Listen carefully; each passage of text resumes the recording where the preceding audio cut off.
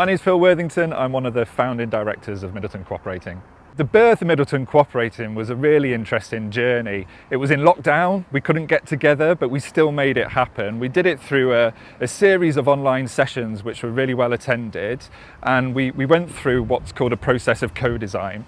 That's essentially recognising that everyone's got something to offer, everyone's got something to give, and if you really work together and are focused on finding the right solution, you end up with something which is better than the sum of its constituent parts.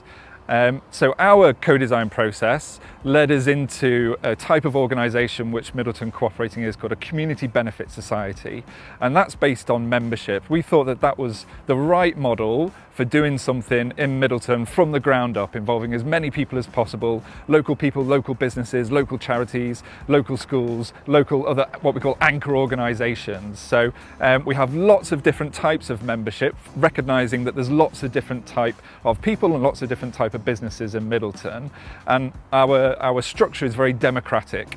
So you build something from the ground up and you give the power and the decision making to all of those members. One of the fundamental things about community wealth building is being able to look after the town with the resources that exist in that town already, without having to wait for decisions in Westminster and politicians to make things better for us. It's about being able to identify the bits of the economy that we can look after ourselves. So the problem with the free markets and some of the private sector is that you're always going to have decisions based on very few people, based on the shareholders at the top of those companies.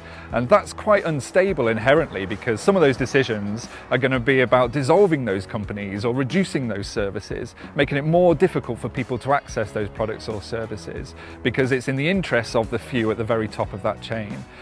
What community wealth building does is say that we've got all of this talent and all of this potential in the town. We can work together to deliver those solutions in a way that retains that wealth, retains that opportunity, and makes sure that those products and services are available to more people, and often of a higher quality as well. One of the examples of how this wealth extraction is impacting on and affecting the day-to-day lives of people in Middleton. We have Warwick Mill over here in Chinese ownership currently, been sitting empty for decades, bit of an eyesore, not doing anything for the community, and it could be delivering so many fantastic things. It could be really affordable co-working space, it could even be really affordable housing for families or for young people.